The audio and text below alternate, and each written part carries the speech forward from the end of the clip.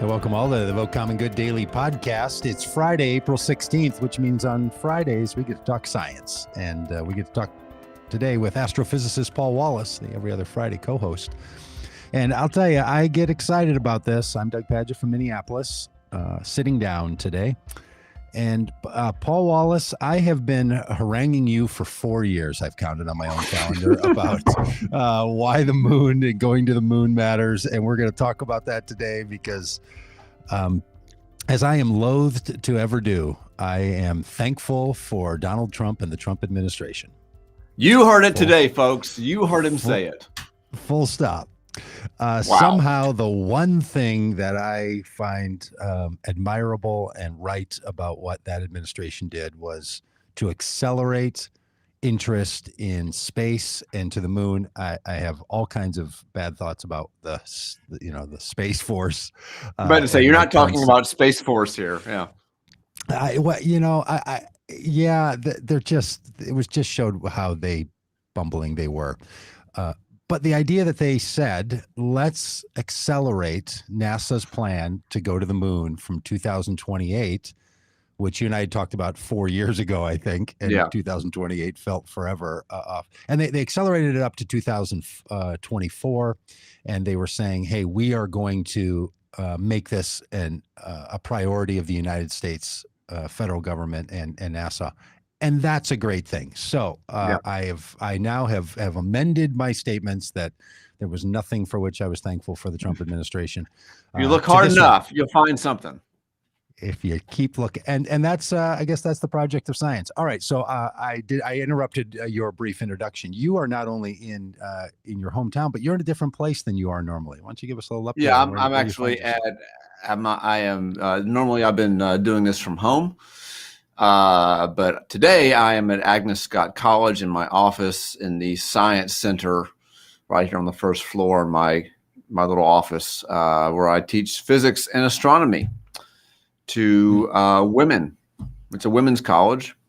And so I teach a lot of women, future scientists, future medical professionals, physics. And you as an astrophysicist, I'm sure, are inspiring young physics majors and dreamers about space. One of the things that I have often felt is that NASA and space for a long time felt like a very male issue and industry, but also kind of an older person's thing, right? And anymore, Yeah, and that seems like it changes. Like I see, Target sells a NASA shirt. So, it's got that sort of Target chic kind of vibe to it. But it also feels like there's a thing going on, right? Where there's a bit of an uptick in the space exploration and space life. And I don't know why I'm so enthralled by it. Maybe it's history. I just feel like a perspective of life on this planet is enhanced by getting outside of it and having this. That is certainly true. That is certainly true. And I really think that's one of the great, powerful benefits of thinking beyond our planet, of going to the moon, of going to Mars. It is simply, you've heard the astronauts talk about viewing the Earth from the moon in sort of this quasi-religious kind of language. But I really do believe there's an essential and important truth to what they're getting at, which is that when you can step back and turn around and see ourselves as living on this planet among others within the vastness of the cosmos, it really actually does change your perspective on the significance and meaning of human life. So it was 50 years ago, thereabouts, when the United States landed people on the moon, and they took the step, if you believe in such stories. And so it has been around almost to the point that it's become like an old story, right? That that rarely do now all the attention is on Mars. Not that it wasn't on Mars way back, because the notion of Mars and Martians and visitors from there. Certainly was a big deal. Do you feel like the role of getting out of the orbit of Earth, which you should probably correct me, because I feel like the moon's not out of the orbit of Earth. Is that right? It's really not. It's really not. In fact, from some perspectives, the Earth and Moon are just like two members of the same system. You know, basically, we share the orbit with the Moon. Like right with each other. How far do you have to go past the moon to be out of the orbit of the Earth? Well, like to be out of? I don't know, maybe 10 times. Long way. To be really clear of the, probably even more than that. I don't know. I don't really. There's really no definition of what the orbit of the Earth means. Good. That makes me feel better, because I know we've talked about this some other times on other broadcasts, and you tried to explain to me how gravity and orbits work, and I still really don't. I can't really wrap my head around that. So, I don't know. Maybe a student at your college could explain it to me someday, but I can't really wrap my head around it. But there's this thing that feels like it's going to inspire humanity to be better human beings, and I don't want you to have to traffic over into the social sciences side of this. But as a person who works in your field, can you just talk a bit about that part of it? If we're going to pursue like common good life here, why getting out of here and looking back seems like a good thing?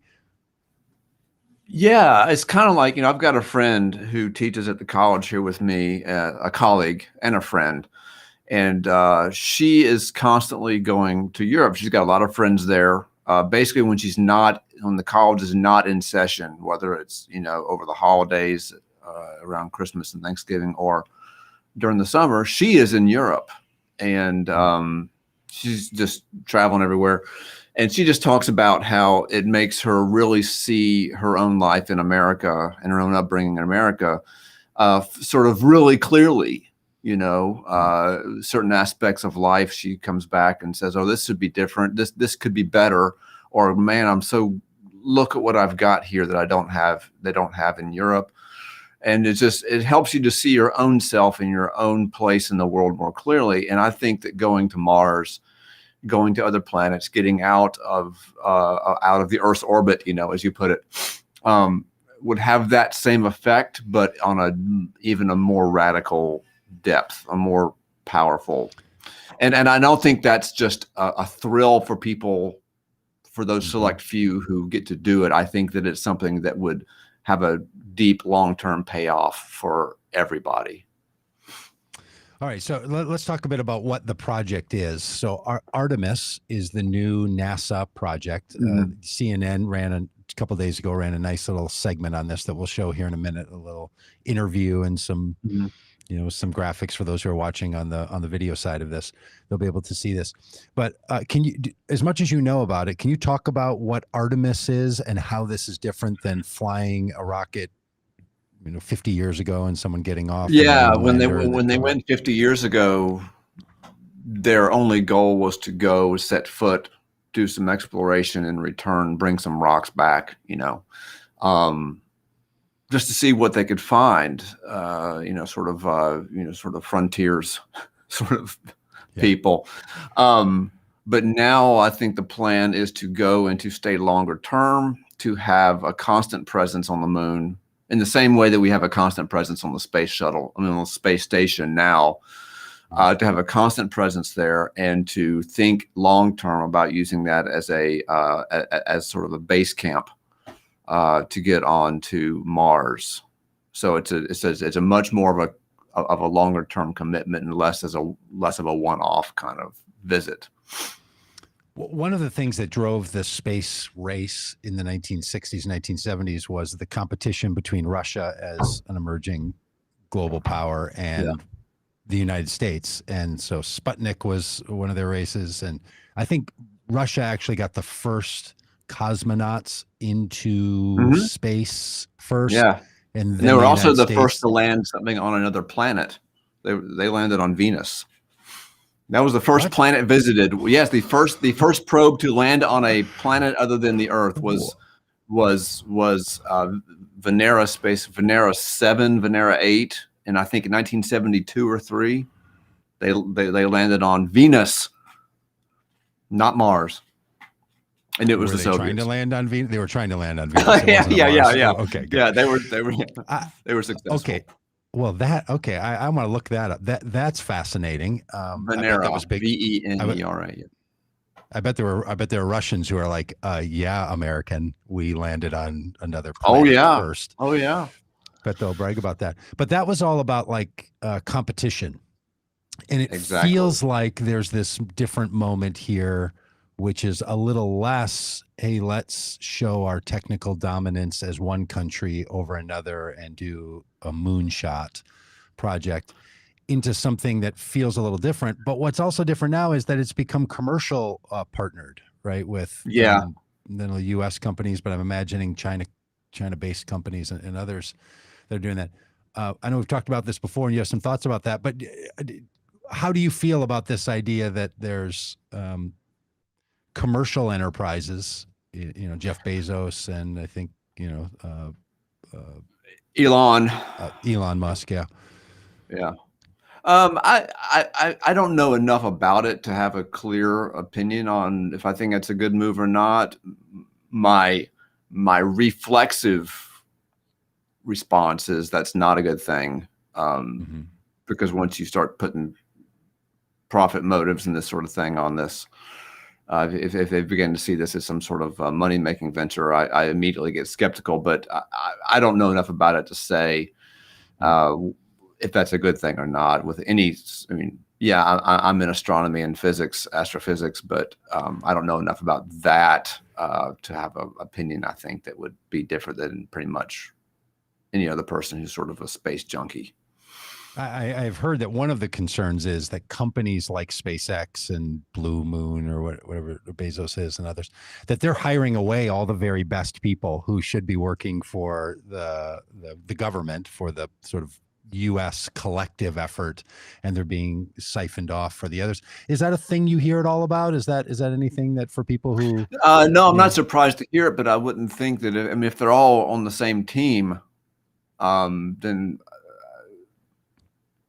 I mean, yeah, I think we need to have good people in the government in NASA. I really do, and I do think that's a loss if it's coming down to that. I do think that's a loss for NASA itself. But for the bigger picture, I would think that if we're actually all on the same team, then we're all working together. Yeah. Okay. Well, let's take a look at this. Let's take a look at the CNN bit, because it describes some of what Artemis is and why they're doing it the way they are and what the plan is. So here's a little piece that describes what Paul and I are talking about. Nearly 50 years after humans first set foot on the moon, that's one small step for man. NASA is planning to go back, this time to stay. We're going to prove how to live and work on another world and then take all of that knowledge to Mars. That's the goal. Dubbed Artemis for Apollo's twin sister, NASA hopes to send a woman this time. The space agency originally planned a lunar landing for 2028, but in March, the Trump administration moved the deadline up by 4 years. Were you blindsided at all by the new timeline? Not at all. No, we have the opportunity to do this. A lot of things have to go right. I'm not saying that there's no risk here, but it can be done. It's good for our country. It's got NASA moving in a very serious way. NASA has already spent years working on a new rocket booster and a crew capsule for the mission. Once beyond Earth's orbit, astronauts will dock with a small space station. Lunar landers, built by commercial partners like Jeff Bezos' Blue Origin, will carry astronauts back and forth from the moon. There's still a lot to work out, but the biggest obstacle probably isn't technology. As the saying goes, it's not rocket science that's the hard part, it's political science, convincing the politicians that they need to fund this adequately. Whatever it is that you think it might cost, it's probably actually going to be more. NASA estimates total cost could hit $30 billion over 5 years. So far, the White House has only asked for an additional $1.6 billion, but it wants that money to come from the federal Pell Grant program. I think that proposed source of funding is a non-starter for many people. Quite frankly, I was scratching my head, as were many other people. If we're going back to the moon, Mars, and beyond, we're going to need more rocket scientists, not fewer. What do you think it's going to take to get that bipartisan support, and also to get the American public jazzed about going back to the moon? I think when it comes to science, there's not partisanship in Congress. When it comes to exploration, there's not partisanship in Congress. You walk around this agency, you talk to scientists and engineers, they can tell you exactly where they were when Neil Armstrong and Buzz Aldrin walked on the moon July 20th, 1969. I'm the first NASA administrator that was not alive. I don't have that memory. I'll tell you what I do remember. I remember where I was in 5th grade, Miss Powers' class, when Challenger exploded. The whole world was watching. Krista McAuliffe, the first teacher in space, was on the mission. So all teachers were interested. I'm sorry I'm getting a little emotional here, but the reality is that's my kind of moment where I know exactly where I was. I want to be clear. Shuttles, amazing program. International Space Station, amazing program. But I don't remember where I was on each one of those launches. I remember where I was on that day. We need to do these stunning achievements to inspire the next generation. 50 years ago, the Apollo 11 mission changed the world. Now, the Artemis program could inspire a whole new generation. So I think that's pretty cool. Like this idea of the NASA administrator saying we need a stunning display of scientific accomplishment, because as we've talked about so often, for so many people, science feels like a world that they can't understand. They don't trust sometimes, or they don't know how it works, and they can pull it. But boy, you do something grand like this, and it involves human beings and something in the sky you look up at. Man, it just feels like it's going to be a boon for a science revolution to get into the parts of society that we really need it to be. Were you struck by anything else in that little piece? Yeah, he talked about what was it he said? We do need a sort of a grand thing like this. What I think is that I really do think that it was the competition with the Soviets, with a clear opponent, that made the moon landing in 1969 possible. And I really do think that to get, as he said, to get the people excited, to get the average person on the street, and I'm not sure there's not partisanship. I didn't, I thought when there was a pandemic, I thought, okay, this will do it. This will not be partisan. Oh, I see. Because it's a freaking pandemic, right? Yeah. But no, it's everybody. Yeah. So I think that I am skeptical about that. But beyond that, I do think, to get back to my original point, that we do need to have to I mean, it's got, Doug, it's to motivate the average person on the street. It's got to be simple. It's got to be clear. It's got to be so obvious that this is what we have to, that this is, I mean, I'm sure there were skeptics back in 1965, 66. Right. But I really do think we need an absolutely clear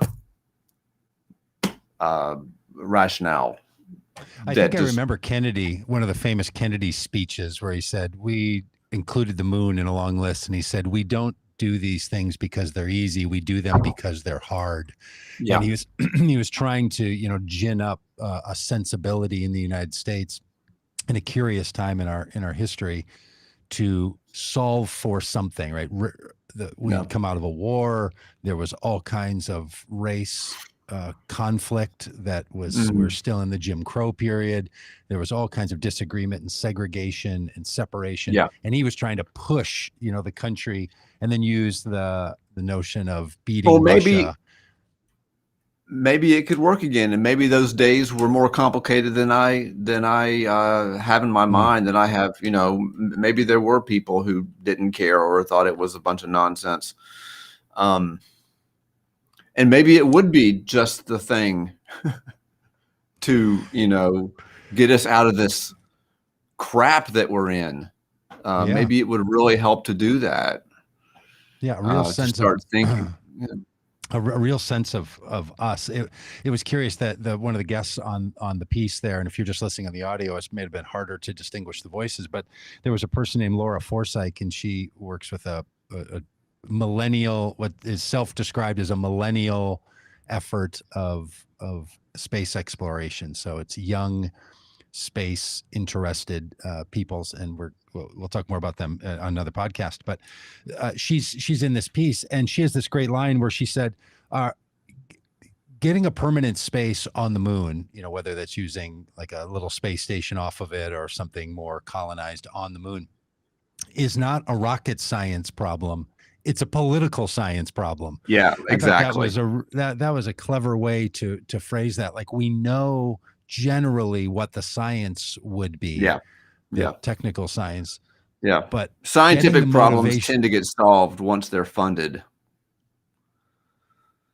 But it's the getting yeah, that's so interesting, because I guess my impression is that, boy, if you stir up enough interest, that would get the funding. But you're sort of saying, well, actually, once they get funded and there's an accomplishment, then everybody comes around and recognizes that. Yeah, it really is a push me, pull me kind of thing. Yeah, but I do think that if a scientific problem gets the funding it needs, it will get solved.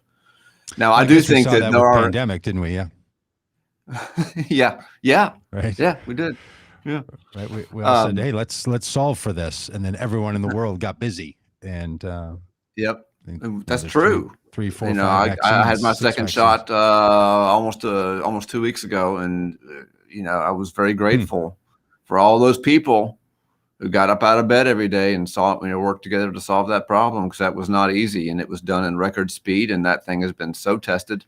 Those vaccines have been so well tested over such a short amount of time. People really busted their butts to provide that, and it could happen for this. I guess it's something from a moon shot to a vaccine shot, right? This arm shot that we got. But I feel like you were saying something else there when I interrupted you with the coronavirus. Do you remember what it was? No, I don't remember. Hey, but Kendra Horn was on there. And for those who also dip into our Tuesday conversations about politics, Kendra Horn is one of the candidates that we've worked with. I'm a big fan of Kendra Horn. And she brought up the fact that one of the ways the Trump administration wanted to fund this, I feel like I just need to balance the, my kind thoughts for the man's accomplishment. Very short-lived, less than 20 minutes, and here I go. Yeah. But it's on tape. It's we got it. Yeah, we're gonna cut and loop that. That's gonna become a personal meme. The idea that the way that where they want to get the initial money for Artemis is from the Pell Grant funding, which, if you don't know Pell Grant, it's been around since Senator Pell pushed for there to be public funding for middle and low income people to go to college as a grant and not a loan. It's how I went to college, on the Pell Grant. Still how millions of people can access college. It takes the first big chunk of your college costs and says, we're going to spread that out over the federal budget, and we want you to go to college. They want to raise the Pell Grant. The Pell Grant. When I heard that, I thought, when I first heard her say that, I thought, oh, there must be some other part of the Pell Grant thing that's not what I think it is. Like some bigger operation. But no. Sounds like they really are talking about that program that has been so successful for so long. Which, again, it just makes you say, well done, Trump administration. Yeah, let's go to the moon. Let's do that. But let's fund this like out of corporate taxes, or better yet, just government spending that doesn't have to be paid for, like all the other big tax breaks that people give, or just out of the military budget. How about if we go take it out of the military budget? Because the notion that $30 billion will be spent on this over 5 years, that's $6 billion a year, which is to most of our bank accounts, a lot of money. Yeah. But I think that's even less money than Jeff Bezos has, right? So it's like, Bezos could fund that thing. Bezos could fund it. Yeah. It's not a lot of money. Like, if they're serious that this is going to be a $30 billion or $100 billion, just to remind us, on our every other week conversations on Friday when we talk economics, the government operates in trillions of dollars and spending sometimes trillions of dollars in one fiscal year. So the Yeah. idea that you're going to spend, and I think $300 billion is spent on the military. So all of that to say, it's not an enormous amount of money for a country our size with our GDP. It's actually Yeah, the quite Pentagon budget's in the $700-800 billion range, isn't it? I think so. Yeah, it's Every way up year. there. Yeah, every year. For, and if people want to talk about stuff that's not being used in any, there's a lot of that's just equipment that's obviously paying American workers and other workers around the world to build and create. So it's an economic generator. Yes. But it's not being used in anything functional. Why don't we take a lot of that effort, a lot of that money, and do some humankind exploration and get ourselves moving? So I want to talk about this, ongoing, because I think that people power is ultimately what makes all of this happen, right? You have to have the right scientists, you have the right politicians, you have to have the right people who really do care about it and start talking about going to the moon, that it's not some little project that we finished 50 years ago. In my little brain, the Suez Canal and going to the moon sort of sit right next to each other, right? I don't know. Like when I was a kid, these were great accomplishments. Like they cut a canal across that part of Africa, and then that canal is amazing. Yeah, actually, it's amazing. It's an amazing incredible feat of engineering, as was the moon launch. And then that's where that big tanker ship got stuck in that thing because it got got sideways on a sandbar. Yeah. And created all that problem. But all that to say, look, we don't look at the moon, can evangelize for a minute, friends, don't look at the moon as, oh, that's no big deal. And I know that for you, it's more going to Mars. The purpose of a location on the moon is not because we've run out of space in Montana to, put a housing development. It's really a functional purpose to do something even more grand. That's part of what Artemis is about. Do you want to say a little bit about how that all works from a physicist, astrophysicist perspective? How what works exactly? Say it again. Why having a space on the moon or a long-term, not just space station out there, but some kind of a station. Yeah, sort of a base camp, like I said before. Yeah. Why is that necessary? There's several good reasons for it. Probably the biggest one is that launching from the moon is far less expensive than launching from Earth. Of course, you have to launch from the Earth to get to the moon.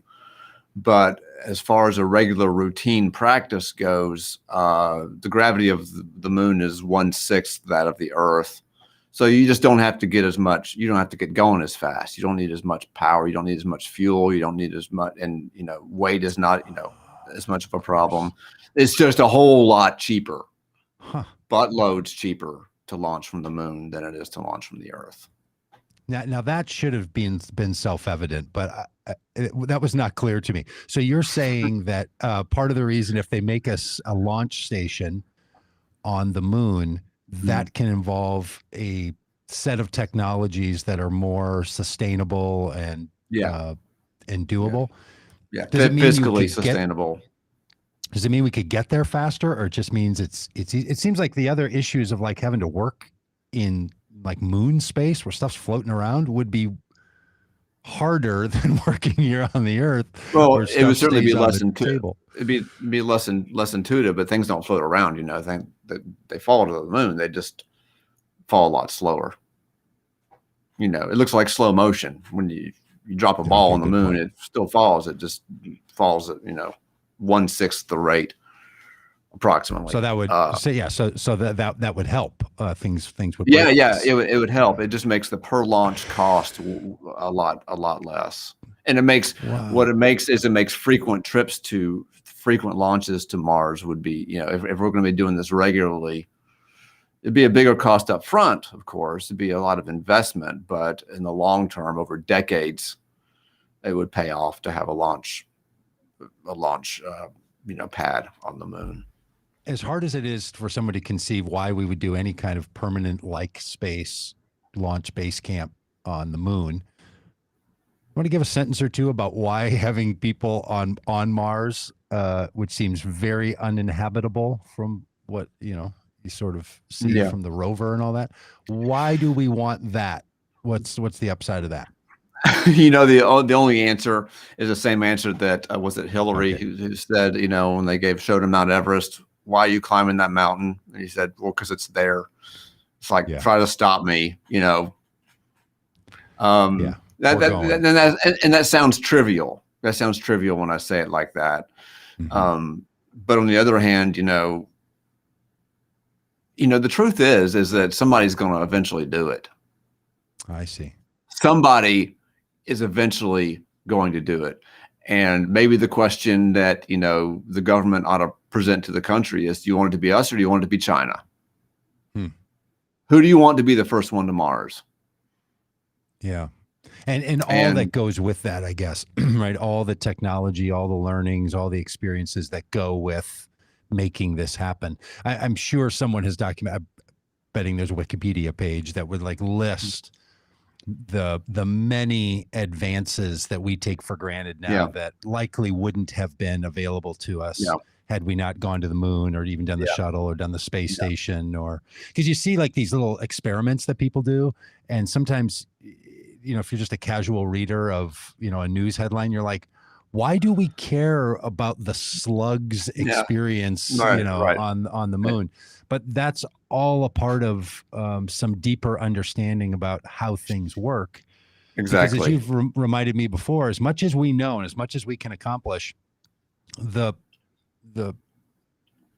spectrum of what we don't know and that we don't even know we don't know is endless, right? It's sort of massive. Yeah. And this And is all one of the issues is gravity. It's like, we have never, we take gravity for granted, right? It's always there. We can't turn it off. It's even on the weekends, right? It's always there. So we don't know what happens when we turn it off because we've never experienced it. And so we have to know all this stuff because a trip to Mars, 4 months, 6 months to Mars, it ain't the same as going to the moon. It is a whole different thing. It is qualitatively different. One thing to be, out in space for a week, 10 days. Another thing to be out in space for years. Yeah. Like a lifetime, like to spend your lifetime in that kind of an environment. Or at least large segments of your life. Yeah. Is there any downside that you've ever heard? I see Celeste write something in the comments here that says, you mean going to our moon, the one the Earth depends on?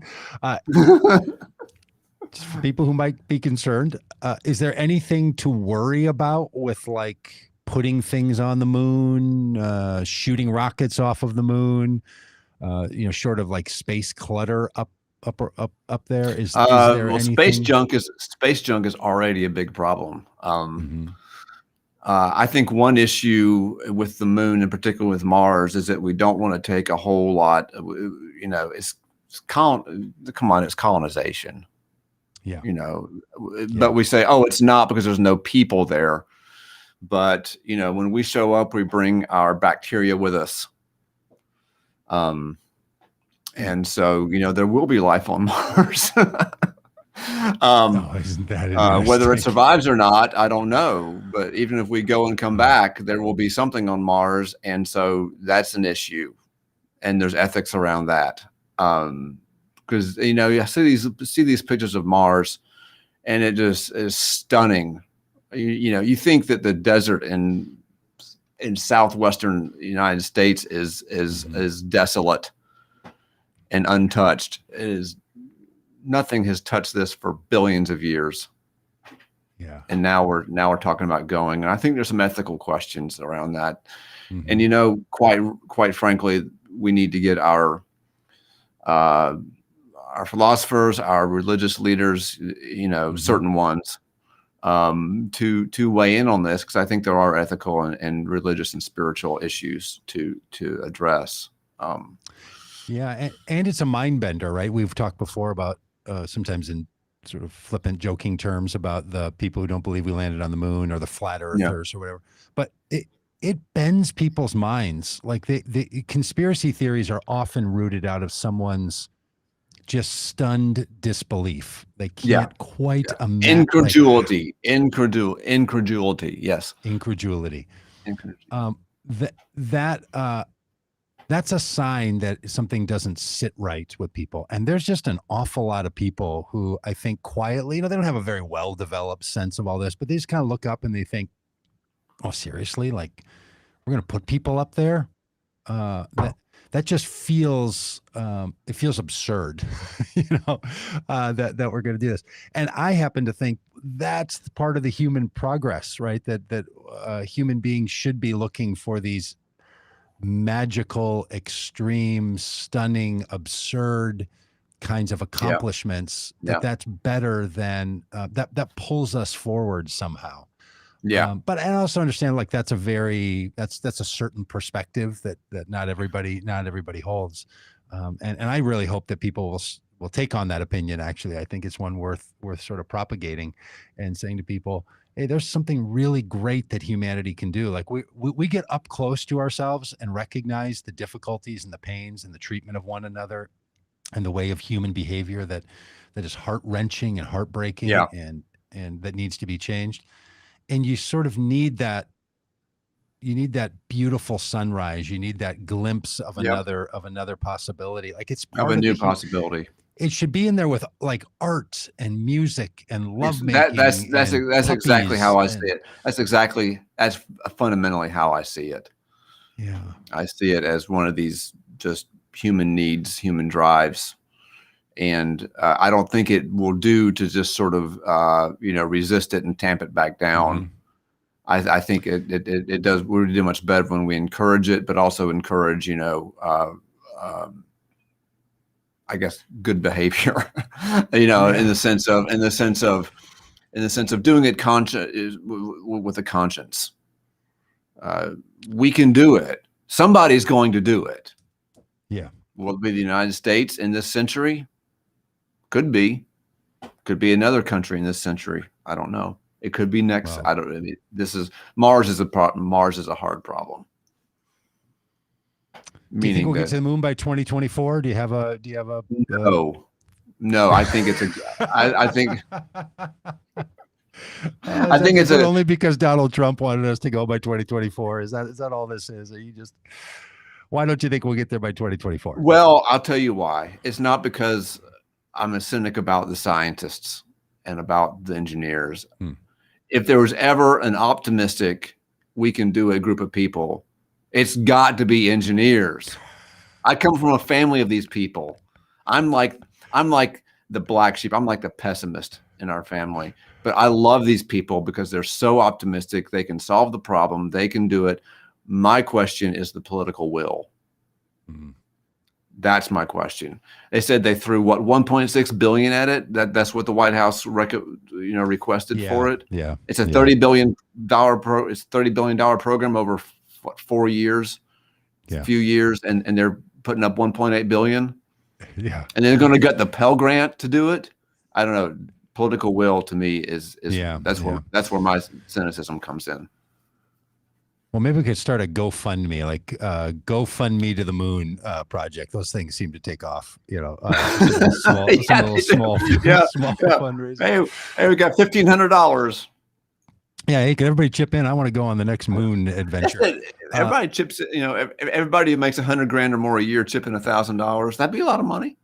That'd be a lot of money. It's called taxes. People do that, especially if you get the wealthiest people to do it. Or better yet, as I like to say, just make it an investment from the federal government, and that's how that works. I saw a TV commercial the other day for a diabetes blood sugar measurement, and the phrase started, "We can go all the way to Mars, and people still have to prick their finger to find out their numbers," and it kind of struck me that like, oh, we've incorporated now right into our popular culture these accomplishments that we've sort of been there and done that thing, which I was like, okay, that's good that's in the parlance, right? It's there because the Challenger blowing up when I was in college, that was a real setback. And then lots of failures in NASA, and I feel like there was a period of time where NASA was just sort of finding its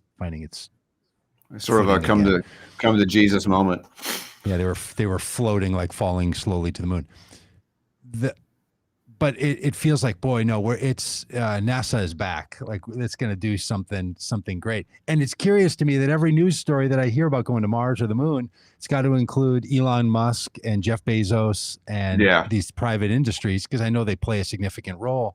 But if there's going to be a common good approach to science, it feels like these big kinds of projects need to be incorporated into the human endeavor as something that's really good for all of us, and to start sporting this in the conversations of people who normally wouldn't be part of it, I think would be great. Like, astrophysicists like you in the world.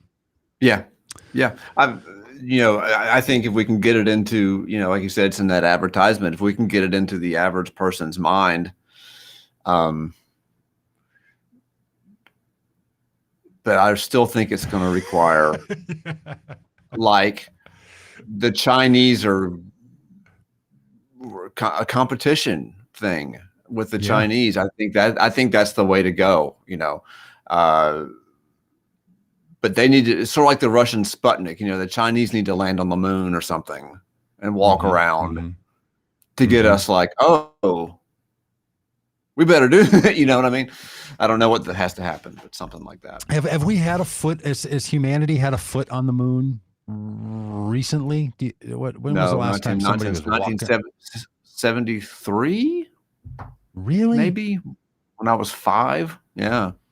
Is that because we never actually landed? Maybe there? 72, but maybe 70. I mean, we've landed now. What's been great over the last 20 years, and I've said this on this podcast before, is a solar system exploration, non-human sort of robotic, that has been phenomenal over the last 20, 30. And the crushing space station. Space station. I think that's a big deal. I don't really know what they do on the space station, but they've been up there a long time. There's always somebody living out there. I'm not, still looking for a little update. How's that going? A lot of gravity experiments. That's a lot of what they're doing. It's gravity experiments. Mm-hmm. What happens when we turn gravity off? That's I remember. One of the senators from Arizona is Mark Kelly, and he's a former astronaut, and his brother is a twin brother, and he was an astronaut. So I think they used like that other brother and sent him up there to live for a year or something on the space station. And then they're comparing their effects on their body to see if they can tell what would be affected, because they've got a twin that they can compare it to, which is also like just perfectly fantastic. Like, seriously, you got these twins that want to both be astronauts and that they are.